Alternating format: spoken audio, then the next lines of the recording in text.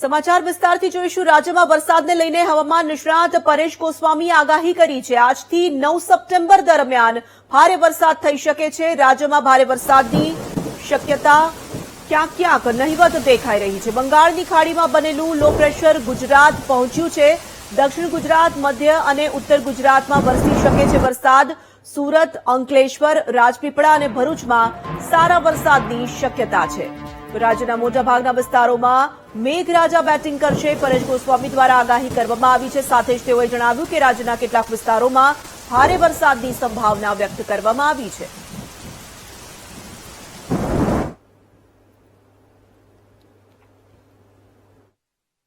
રાજ્યની અંદર ફરીથી એક વરસાદનો રાઉન્ડ ચાલુ થયો છે। આજે 3 સપ્ટેમ્બર છે। 3 સપ્ટેમ્બરથી લઈને 9 સપ્ટેમ્બર દરમિયાન રાજ્યના અલગ અલગ વિસ્તારોમાં આ વરસાદનો રાઉન્ડ છે જોવા મળશે। જોકે આ વરસાદનો રાઉન્ડ છે એમાં અતિવૃષ્ટિની કોઈ શક્યતાઓ નથી। મધ્યમથી ભારે વરસાદ અને અમુક વિસ્તારોની અંદર છૂટાછવાયા ઝાપટા જોવા મળે તેવી શક્યતાઓ છે। ખાસ કરીને ઓગસ્ટ મહિનામાં જે વરસાદો પડ્યા એવા વરસાદો આ રાઉન્ડની અંદર આપણે જોવા નહીં મળે। પણ 3 થી 9 સપ્ટેમ્બરનો રાઉન્ડ છે જેની અંદર ખાસ કરીને બંગાળની ખાડીની અંદર સૌપ્રથમ જે સાયક્લોનિક સર્ક્યુલેશન બન્યું હતું એ સાયક્લોનિક સર્ક્યુલેશન છે એ આપણે લો પ્રેશર બની ગુજરાત સુધી પહોંચી ગયું છે।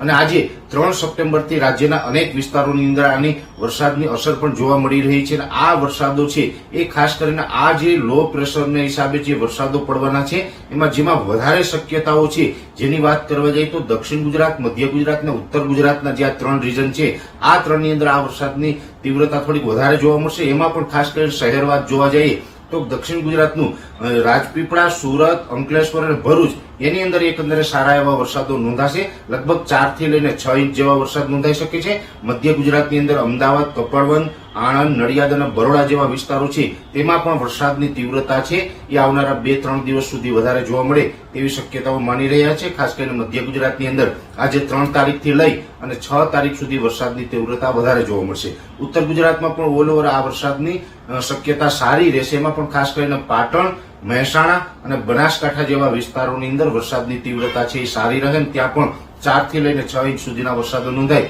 તેવી શક્યતાઓ છે। સૌરાષ્ટ્રમાં પણ એકંદરે સૌરાષ્ટ્ર કચ્છમાં પણ વરસાદ જોવા મળશે। પણ સૌરાષ્ટ્ર કચ્છની અંદર અમુક વિસ્તારો એવા છે કે જેમાં આ વરસાદનો સારો એવો લાભ મળી શકે કે જેની અંદર કચ્છનું રાપર હોય અથવા તો સૌરાષ્ટ્રનું મોરબી, સુરેન્દ્રનગર, બોટાદ અને ભાવનગર આ વિસ્તારો છે કે એને સારો એવો વરસાદનો લાભ મળી શકે। બાકીના વિસ્તારોની અંદર છૂટાછવાયા હળવા મધ્યમ ઝાપટાઓ જોવા મળે।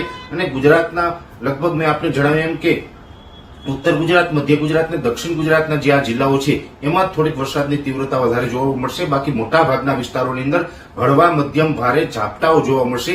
આ વરસાદ છે અતિવૃષ્ટિ કે અતિભારે વરસાદ પડે એવો રાઉન્ડ નથી જેની દરેક મિત્રોએ નોંધ લેવાની છે। પણ હા એક ચોક્કસથી છે કે આ વરસાદની રાઉન્ડ છે 3 થી 9 સપ્ટેમ્બર દરમિયાન જોવા મળશે। ત્યારબાદ આપણે ઓલ ઓવર ગુજરાતની અંદર એક લાંબી વરાપનો માહોલ આવે તેવી શક્યતાઓ હાલ અમને દેખાઈ રહી છે।